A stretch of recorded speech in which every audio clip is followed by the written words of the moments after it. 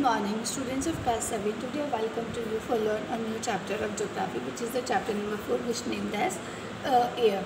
You know, our Earth is surrounded by a huge blanket of air called atmosphere. All living beings on this Earth depend on the atmosphere for their survival. It provides us the air we breathe and protects us from the harmful effect of the sun rays.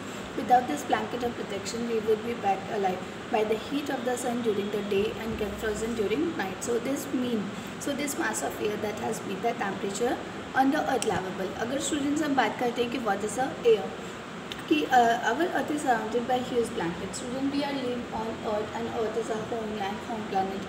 हमें पता है कि जो हमारी अर्थ है वो एक बड़े से ह्यूज ब्लैंकेट, ह्यूज मतलब एक बड़े से चादर से जैसे एक बड़ा सा कंबल होता है वैसे एक ब्लैंकेट से कवर्ड अप है, जिसे हम क्या बोलते हैं एटमॉस्फेयर, और जिसे हिंदी में क्या कहा जाता है वायुमंडल। वायुमंडल एक ऐसा मंडल, एक ऐसा ग्रुप जहाँ पे हवा होती है जो हमें किससे प्रोटेक्ट करती है। At the time of day it protects us from the harmful rays of sun heat. अगर हम देखेंगे कि ये हमें जो वायुमंडल है ये हमें किसके लिए मदद करता है, इस वायुमंडल में रहकर ही हम सांस ले पाते हैं अच्छे से। And it protects us from the harmful effect of the sun rays. Without this blanket of protection we would be baked alive by the heat of the sun during the day. अगर student ये जो blanket है वायुमंडल अगर हमारे पास उपस्थित नहीं होता, अदरवाइज़ अगर ये प्रेजेंट नहीं होता है तो हम क्या होते हैं, हम कभी भी ज़िंदा नहीं रह पाते, क्योंकि जो दिन का समय है उस समय सूरज की जो रेज़ हैं, सन के जो रेज़ है वो डायरेक्ट हमारी अर्थ पर आती और वो हमें सीधे ही जिंदा ही जला देती। और अगर ये ब्लैंकेट नहीं होता, मिड्स अगर एटमॉस्फेयर नहीं होता तो रात के समय हमारे अर्थ पे इतनी ज़्यादा ठंडी होती कि वी कांट सर्वाइव। सो जो वायुमंडल है, जो एटमॉस्फेयर है, वो हमारी अर्थ के टेम्परेचर को कैसे बनाता है, लाइवेबल। लाइवेबल मतलब रहने योग्य, हमारे लिए रहने योग्य बनाते हैं। Do you know carbon dioxide release in the atmosphere creates a green house effect bye trapping the heat radiated from the earth. It is therefore called a greenhouse gas, and without it the earth would have been too cold and liquid. अब हम देखेंगे कि जो carbon dioxide हमारे वायुमंडल के अंदर, हमारे एटमॉस्फेयर में बहुत सारी गैसेस होती है, like oxygen, carbon dioxide, nitrogen and many more. But हम देखेंगे कि जो कार्बन डाइऑक्साइड होती है, कार्बन डाइऑक्साइड हमारे जो एटमॉस्फेयर में रिलीज़ होती है, रिलीज़ मतलब फैल जाती है।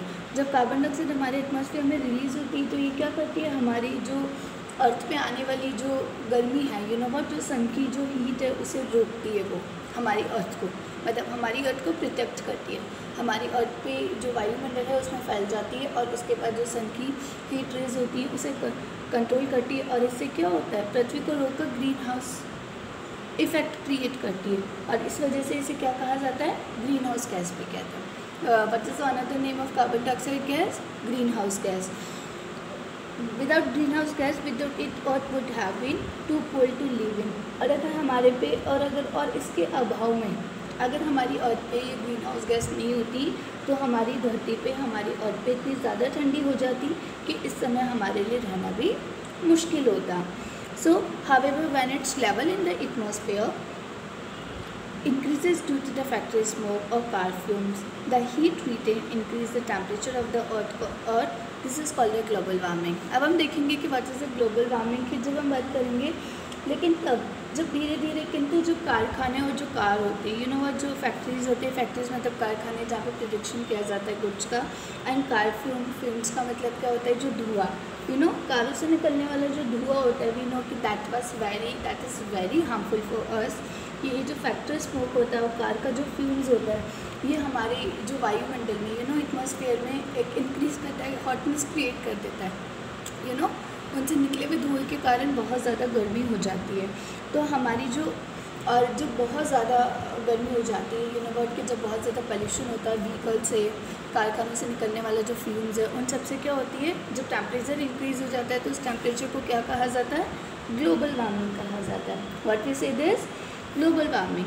This rises in temperature cause the snow in coldest part of the world to melt. As a result, the sea level rises, causing floods in the coastal area. There may be drastic changes in the climatic of a place, leading to the extinction of some plants and animals in the long run. And student, आपको पता है जो global warming होती है, हमारे अर्थ के जो scientist है वो हमें बहुत बार बोल रहे हैं कि हमारे बड़े बड़े जो स्नो के बड़े बड़े जो पहाड़ है वो मेल्ट हो रहे हैं। Why they are melting, why the glaciers are melting, because of the temperature is increase.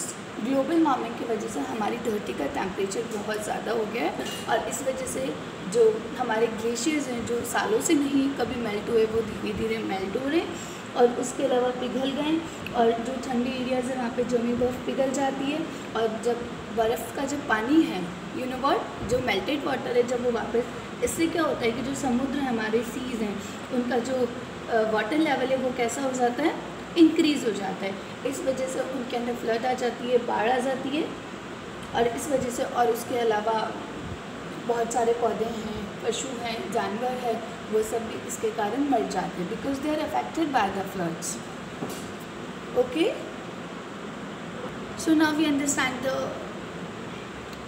Importance of the air and the atmosphere कि हमारे लिए एयर और एटमॉस्फेयर क्यों इम्पॉर्टेंट है। एटमॉस्फेयर हमारे लिए once again I tell you this कि atmosphere हमारे लिए क्यों इम्पॉर्टेंट है। Atmosphere is a huge blanket which provide us protection from the harmful rays of heat and the coldness of the night.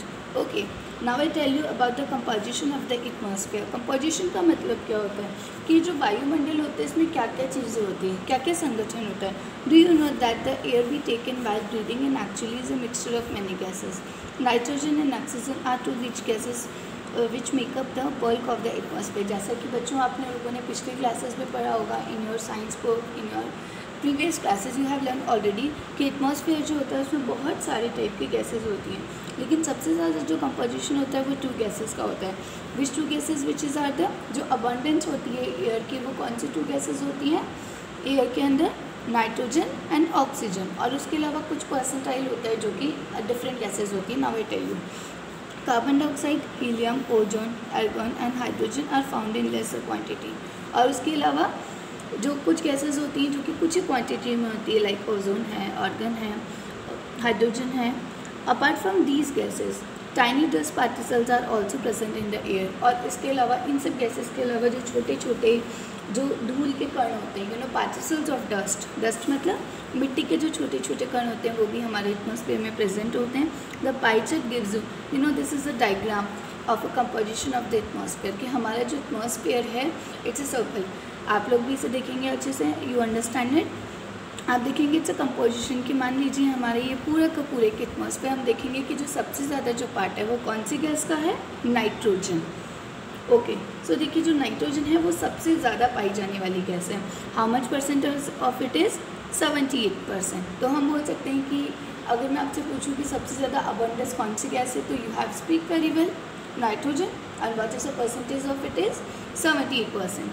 After the 78% after the nitrogen which gas is abundant in the atmosphere which is the 21% and which gas it is oxygen. अब देखिए बच्चों की जो ये जो gas होती है oxygen हम लोग जो ब्रीथ करते हैं एनिमल जो ब्रीदिंग करते हैं उसके लिए कौन सी गैस यूज़ की जाती है ऑक्सीजन।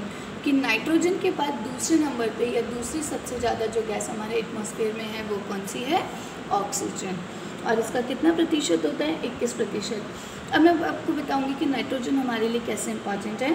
सो जब नाइट्रोजन जो होती है जब हम सांस लेते हैं यू नो कि जो हमारा एटमॉस्फेयर है हमें नहीं पता होता कि वी आर टेकिंग हमें लगता है कि ऑक्सीजन वी आर टेकिंग लेकिन ऑक्सीजन का जो पार्ट होता है उसमें नाइट्रोजन भी मिक्स होती है यू नो कि nitrogen is the most plentiful gas in the air when we inhale मतलब जब हम सांस लेते हैं इनहेल मतलब जब हम ब्रीथ करते हैं we take some amount of nitrogen into our lungs and exhale it. तो हम ऑक्सीजन के साथ साथ जो गैस हमारी बॉडी में जाती है वो कौन सी होती है nitrogen. But plants need nitrogen for their survival. Student जैसे कि हम बात करते हैं ह्यूमंस की वी आर ह्यूमन तो हमें सर्वाइव करने के लिए ऑक्सीजन की अबंडेंस ज़्यादा चाहिए लेकिन जो प्लांट्स होते हैं उनकी ग्रोथ के लिए कौन सी गैस इंपॉर्टेंट है nitrogen. They can take nitrogen directly from the air. Student जो होते हैं प्लांट्स होते हैं वो सीधे नाइट्रोजन हवा से नहीं ले पाते हैं बिकॉज जो प्लांट्स होते हैं वो किससे ग्रोथ कर पाते हैं सॉइल्स एंड रूट से। So bacteria that live in the soil and roots of some plants take nitrogen from the air and change its form so that plants can use it। तो plants क्या करते हैं कि जो उसकी जो soil होती है soil है और कुछ जो plants होते हैं जो छोटे छोटे बैक्टीरियाज हैं वो अपने जो plants है और जो plants के जो roots हैं उनसे वो air को ले लेते हैं ताकि वो survive कर पाए। Oxygen is the second most plentiful gas in the air. जैसा मैंने आपको पहले भी बताया कि जो सबसे ज़्यादा, कि अगर नाइट्रोजन के बाद जो सेकेंड अबंडेंट गैस है वो कौन सी है, ऑक्सीजन है। Green plants produce oxygen during the photosynthesis. अगर हम बात करेंगे कि जो हरे प्लांट्स होते हैं, ग्रीन प्लांट्स, हमारे लिए ऑक्सीजन कौन क्रिएट करते हैं, plants. In this way oxygen content in the air remain constant. If we cut trees that this balance get destroyed. लेकिन अगर हम हमारी धरती से, हमारी अर्थ से अगर प्लांट्स को फिनिश कर देंगे, कि अगर हमने फॉरेस्ट कट कर दिए तो animal, human can't survive because human can take as breath to the oxygen. Carbon dioxide is another important gas. अगर अब हमने देखा कि नाइट्रोजन और ऑक्सीजन के बाद एक और इम्पॉर्टेंट गैस है which is the carbon dioxide. Green plants use carbon dioxide to make their food and release oxygen. जो प्लांट्स होते हैं वो अपने खाना बनाने के लिए 2 टाइप की गैसेज यूज़ करते हैं। दे यूज़ अ कार्बन डाइऑक्साइड, कि जो प्लांट्स अपना खाना बनाने के लिए कौन सी गैस को यूज़ करते हैं, they take as breath carbon dioxide. Human और animal release carbon dioxide. The amount of carbon dioxide release by human और animal seems to be equal to the amount use by the plant which make a perfect balance. Students अगर हम बात करेंगे कि हमारे जो animal kingdom है, animal kingdom के अंदर क्या क्या आते हैं, हम ह्यूमन्स आते हैं, एनिमल्स आते हैं, बर्ड्स आते हैं। तो जो बर्ड्स और एनिमल्स होते हैं, बर्ड्स, एनिमल और ह्यूमन्स होते हैं, वो क्या करते हैं, कौन सी गैस रिलीज़ करते हैं, मतलब कौन सी गैस को छोड़ते हैं, कार्बन डाइऑक्साइड। और जो हम लोग कौन सी गैस लेते हैं टू लिव इन, हम ब्रीथ के लिए कौन से लेते हैं, ऑक्सीजन। तो हम हमारे लिए, प्लांट्स के लिए हम लोग कार्बन डाइऑक्साइड गैस प्रोड्यूस करते हैं और प्लांट्स हमारे लिए कौन सी गैस प्रोड्यूस करते हैं, ऑक्सीजन। तो जब हम हमारी एक्साइल कर देते हैं कौन सी गैस को, कार्बन डाइऑक्साइड, तो प्लांट्स उन्हें रिलीज़ कर लेते हैं, उन्हें यू कंज्यूम कर लेते हैं और हमारे लिए एक न्यू फ्रेश एयर बनाते हैं, न्यू फ्रेश गैस बनाते हैं। वो कौन सी होती है, oxygen. Used by the plant which make a perfect balance as coal as an oil. However, the balance is upset by burning of fuel such as coal and oil. लेकिन अगर हम कोयला जला देते हैं या अपने कोयले के लिए या इस तरीके की संसाधनों का यूज़ कर लेते हैं तो वो हमारे एटमॉस्फेयर में टेम्परेचर को इंक्रीज़ कर देता है, जिससे ग्लोबल वार्मिंग बढ़ती है और हमारे जो एक बैलेंस है उसे डिस्टर्ब कर देता है। They add billions of tons of carbon dioxide into the atmosphere each year. Students की आज के ज़माने में जो अगर हम बात करते हैं कि जो फैक्ट्रीज़ हैं, ये जो कोयला होता है या जो ऑयल होता है, क्रूड ऑयल होता है, जब हम इन सोर्सेज को हम बर्न कर देते हैं तो हमारे वायुमंडल में हमारे एटमॉस्फेयर के अंदर हर साल जो बिलियंस ऑफ टन पोल्यूशन को क्रिएट कर देते हैं, कार्बन डाइऑक्साइड को क्रिएट कर देते हैं। और जिसके परिणाम स्वरूप क्या होता है, as a result what is happen, कि जो प्लांट्स होते हैं, जब प्लांट्स तो होते नहीं हैं तो वो कैसे हमारी गैस को फिल्टर करेंगे।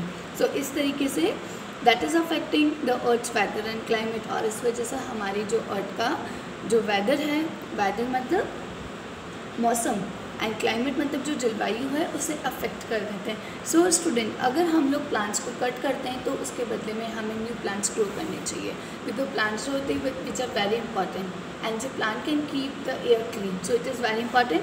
When air is heated it expands become lighter and गॉजर। स्टूडेंट, जब हम वायु जो होती है, जब हवा गर्म होती है तो वो फैलती है, इट स्प्रेड, और हल्की होकर कहाँ होती है, ऊपर की तरफ होती है। Cold air is denser and heavy, लेकिन बदले में जो ठंडी हवा होती है वो कैसी होती है, हैवी होती है। जैसे that is why it tends to sink down.